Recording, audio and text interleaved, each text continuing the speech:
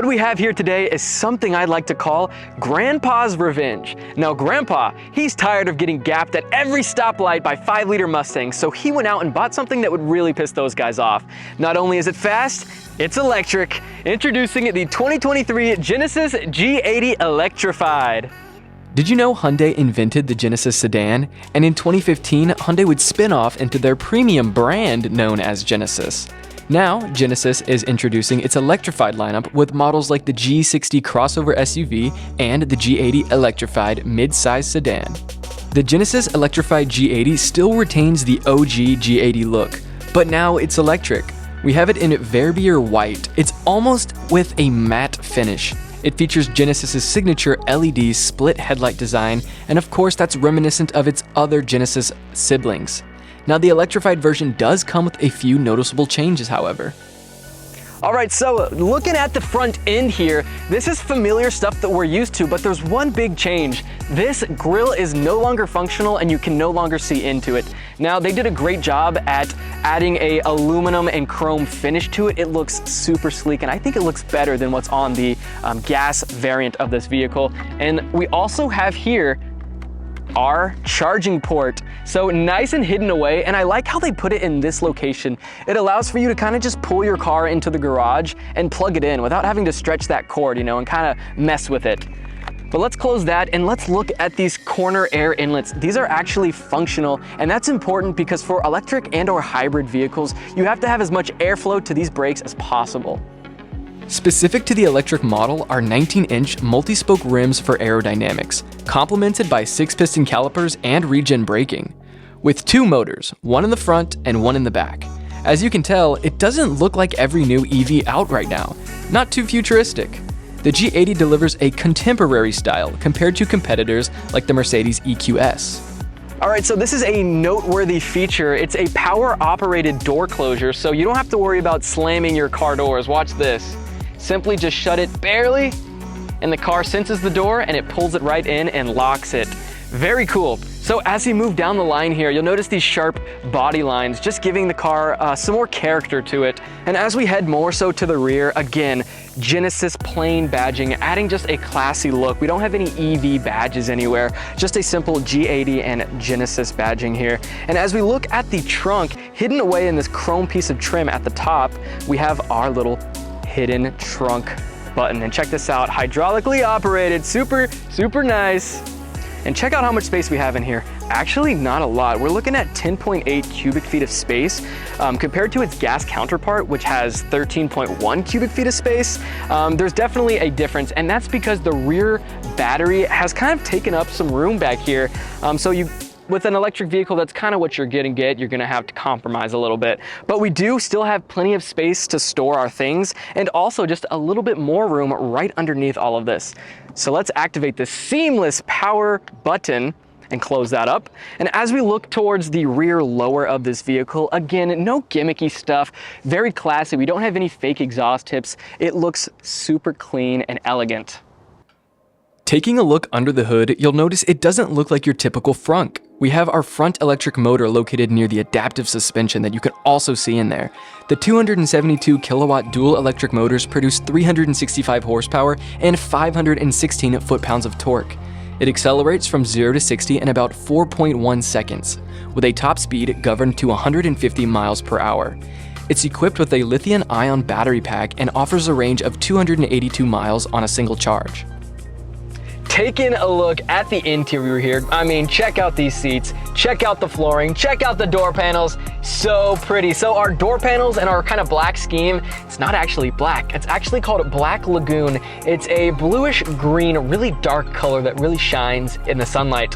And right here on our white leather seating, can it get any better than that? I mean, these are luxury seats. But anyway, looking at our dash here, we have this matte wood finish. I haven't really seen anything like this in a luxury vehicle, and I think it's really cool. It's almost like an oil slicky pattern. I think it's super fun. And if you look at those door panels right there, that's where our Lexicon speakers are hidden, and they hit them in a way where it kind of adds like an extra design element into the panels, which again, make this car feel a little more classy and like they took the time to kind of construct this vehicle. And what we have here is a 14.5-inch touchscreen display. My only gripe, it is wired Android Auto and Apple CarPlay compatible. At this price point for this year, I would expect a wireless system because it can be kind of a pain in the butt to have to charge your phone every single time or plug it in.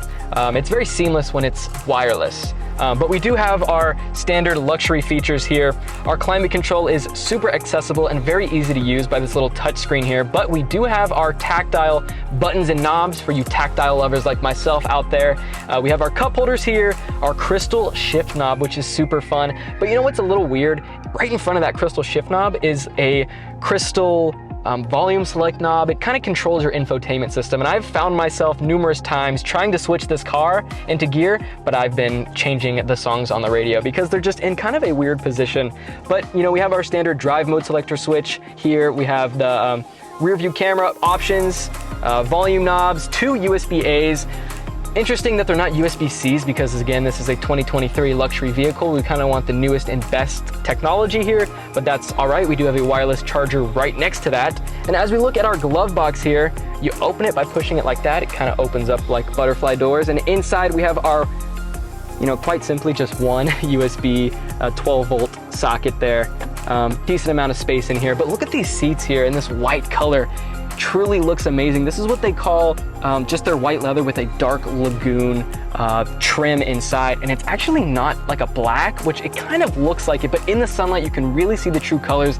It's more of a blue, dark green, subtle color, and I really like it, especially with these white seats. And these seats are not only super comfortable and soft, they're heated, ventilated, and the driver's seat gets a massage seat. So talk about luxury. My favorite thing to do was in the mornings when it was cold, turn on the heated seat, turn on the massage feature, drink my coffee, and go to work listening to this Lexicon sound system. Really awesome and enjoyable experience. And as we look at the steering wheel here, you know, people have their gripes with the way it's shaped, and not gonna lie, it does look a little funky. But if we can look past that and just kind of look at the coloring here, it matches the interior so perfectly with the contrast. It's just so beautiful. I really like it. And we have pretty much everything that we need to have normal functionality while we're driving. We have our volume selecting knob, we can change our music, we can pretty much adjust everything from this wheel, and I really like how easy it is. And I also like the way it feels. It's very put together. A lot of these EVs, I don't want to name any names, but when you start feeling around, you start hearing noises, and that is not the case with a vehicle like this. And as we look more to the door panels over here, we have 2 memory seating, so if you guys have multiple drivers that drive this, you can save your seats right there. And that is pretty much the standard stuff for the front. So let's hop in the rear and kind of see how much room we got and what's in store for us. While the rear seats offer comfort, their angle might leave your knees a bit higher than usual, and that's to make room for the rear battery. With amenities like AC vents and controls, power shade buttons, and plenty of USB ports, your passengers in the back really get to experience the luxury of a Genesis. Charging the Genesis Electrified G80 can be a bit challenging, with slow charging times and high costs for supercharging. Despite its gorgeous design and impressive performance, the charging experience might deter potential buyers who commute long distances. Just hopped in the cabin, we're taking this thing for a drive, and what I really love about this vehicle is how fast and smooth it is. As you guys saw from the engine bay, we have the adaptive suspension has really been dialed for this vehicle, so you're going over bumps and you just kind of feel like you're driving on a cloud, which makes it really enjoyable to just gas this thing, because I mean, you've got the 515 foot-pounds of torque. That's incredible. You have no gears, it's just pure raw power. And there we go, the lane assist just put me back into my lane, and that brings me into my next topic. Lane assist is a little funky on this car, so I like to drive it in sport mode, which tightens the steering wheel, but when you combine that with the lane assist, I don't know, it feels really hard to move the steering wheel, and it's not very pleasant when it shoves you back into your lane. It's kind of jarring with no warning. Even when I'm trying to change lanes with the little blinker here, it still can kind of feel a little clunky. But we do have 3 drive modes in this vehicle. We have sport mode, we have eco, and we have comfort. Now, again, I would always recommend driving this thing in sport mode because it's just so fun. Now, we have 4.1 seconds to 0 to 60, right? Now, that power does die off once you get around 60 miles an hour. And I mean, that's common for these kind of electric vehicles. And it's still a really fun car, but you're not gonna get, you know, that high-end top speed.